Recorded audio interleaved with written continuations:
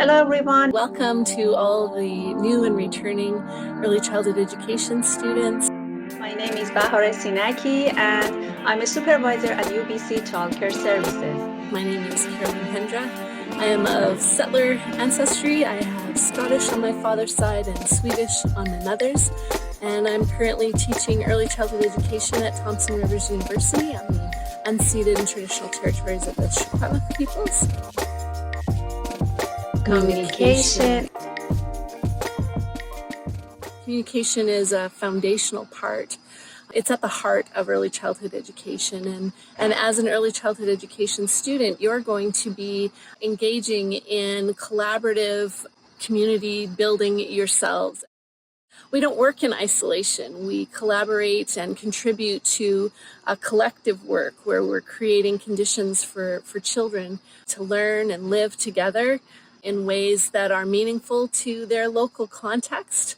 And that's complicated work. And so we engage in a collaborative process together where we consider who we are as educators, who you are as a student, all of the experience and the stories that you bring that's going to contribute to the learning in your class and in your practicum placement. You're going to become a part of the team that's working together to create learning opportunities and living opportunities for children and families. So I want to encourage you to share your story. I want to encourage you to engage in discussions where there's multiple perspectives and where we don't always agree on everything, but we contribute to learning and we contribute to challenging our own perspectives and our own assumptions and really engaging with our learning in a meaningful way so that we can take that learning that we're doing in our classes and in our group work and we can translate that into our practice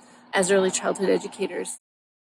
I'm going to talk about how communication helps welcome children and families into our educational setting. First of all, I want to talk about the importance of communication. Communication is the key to creating an environment that children and families feel valued, connected, and understood. You know, in early childhood education, it's not just about giving information or saying how the day was. It's about building relationships. Effective communication sets the tone for how children and their families perceive and engage with their learning environment. From the very first interaction, communication sets the tone for the relationship between the educator, the child, and the families. Whether it's a smile, a greeting in their home language, or a thoughtfully written welcome note. These gestures show the respect and warmth that we have for children. This initial interaction can influence a child's sense of security and families' trust in the care their child will receive. What about children? Children are often entering a new and unfamiliar environment when they come to our center. Our communication with them is vital in making this transition smooth. It's important to use language that it is clear and positive, so children can understand what we expect. But beyond verbal communication, we also communicate through our actions by kneeling down to their eye level, offering warm smile, and engaging in their play when they're playing.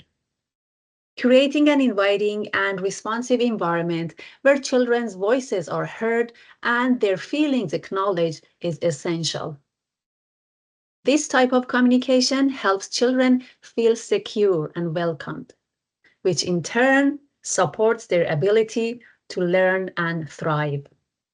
What about the families? For families, communication is the bridge to trust and collaborate. Effective communication with families involves more than just sharing information about the day. It's about listening to their concerns, understanding their cultural, linguistic background, and inviting them to be active participants in their child's education. Whether it's through daily check-ins, newsletters, or parent-teacher meetings, maintaining open and ongoing communication helps families feel respected and included. It assures them that their child is in a nurturing environment and that their perspectives are valued. The collaborative approach supports the partnership between the educators and families, which is crucial for the child's overall well-being. Communication in early childhood education is not just a tool, but a powerful means of creating a welcoming and inclusive environment for both children and families.